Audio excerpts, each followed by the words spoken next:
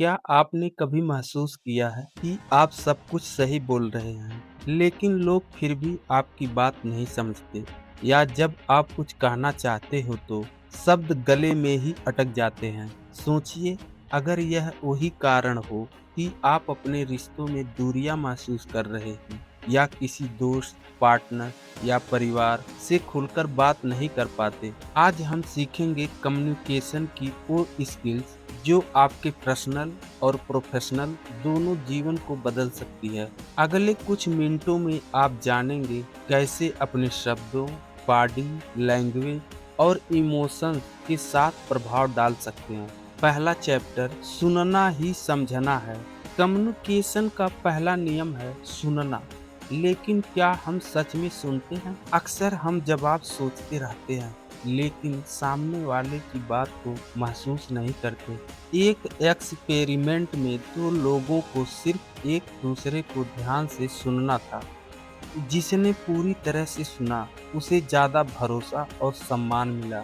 Active listening का मतलब है सामने वाले की आंखों में देखना, बीच में टोकना नहीं। बॉडी लैंग्वेज से दिखाना कि आप ध्यान दे रहे हैं। सोचिए, आप आखिरी बार किसे इस तरह से सुना था? दूसरा चैप्टर बोले आत्मविश्वास के साथ। आप किसी इंटरव्यू या बातचीत में गए, आप जानते हैं कि तकनीकी ज्ञान है, लेकिन बोलते समय शब्द अटकते हैं। क्यों?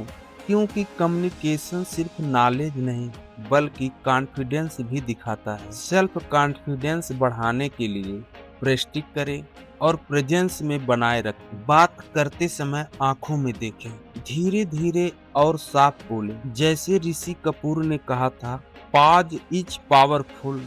अगली बार जब कुछ कहें, एक सेकंड रुके, सोचे, फिर बोले।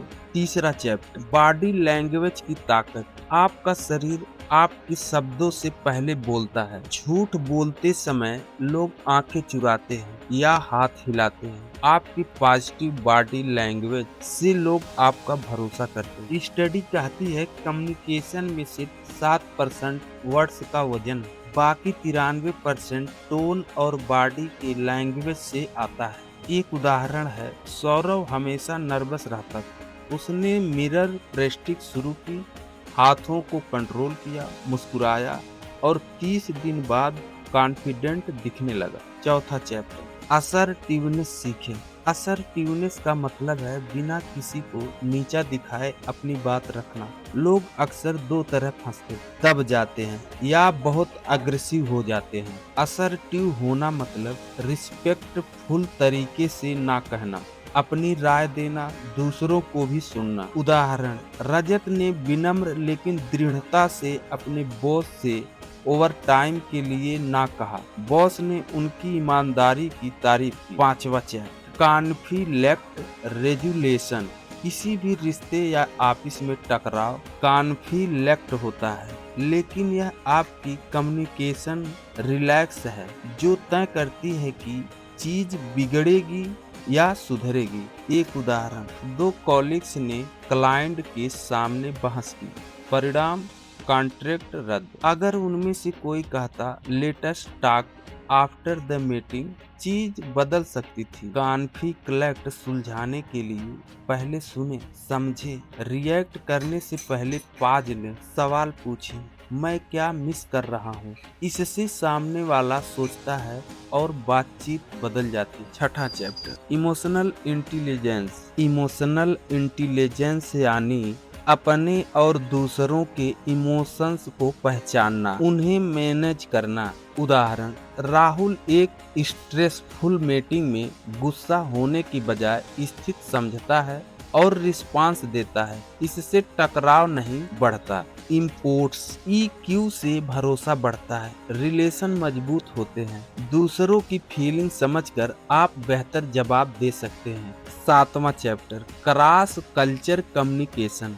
ग्लोबल दुनिया में अलग कल्चर वाले लोगों के साथ कम्युनिकेशन अलग होता है। कुछ कल्चर सीधे होते हैं, कुछ इनडायरेक्ट। आई कांटेक्ट और बॉडी लैंग्वेज का मतलब अलग होता है। उदाहरण, जापानी क्लाइंट हमेशा हम कहता है, भारतीय सेल्समैन समझता है कि अनइंटरेस्टेड है, मिसअंडरस्टैंडिंग यहीं से शुरू होती है। क्रॉस कल्चर कम्युनिकेशन सीखिए, दूसरों की नामर्स को समझे, रिस्पेक्ट दिखाएं। 8वां chapter public speaking.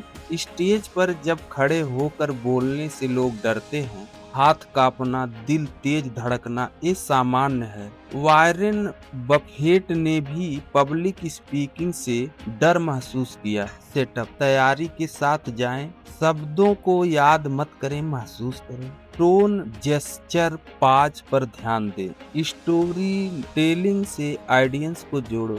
Practice, mirror के सामने बोलें, टोन और जेस्चर बदल कर देखें। रोज किसी से बात करें। 9वां डिजिटल कम्युनिकेशन। आज व्हाट्सएप, जूम और ईमेल से हम ज्यादा कम्युनिकेशन करते हैं। टेक्स्ट में टोन नहीं दिखती, एक ओके, गुस्से या एक्सीपेटेंस दोनों दिखा सकता है। सलाह, शॉर्ट और क्लियर सेंटेंस, टोन और कंटेस्ट सही रखें। कॉल से डरे नहीं। 10वां chapter real life exercise. Reflective listening, सामने वाले की बात को दोहराएं। सही समय पर साइलेंस रखें। छोटे स्टेप में बात करें। अपनी बॉडी लैंग्वेज और टोन पर ध्यान दें। अंतिम सलाह, कम्युनिकेशन केवल बोलने का नाम नहीं, सुनना, समझना और रिस्पेक्ट दिखाना भी है। रोज 8% बेहतर बनने की कोशिश करें।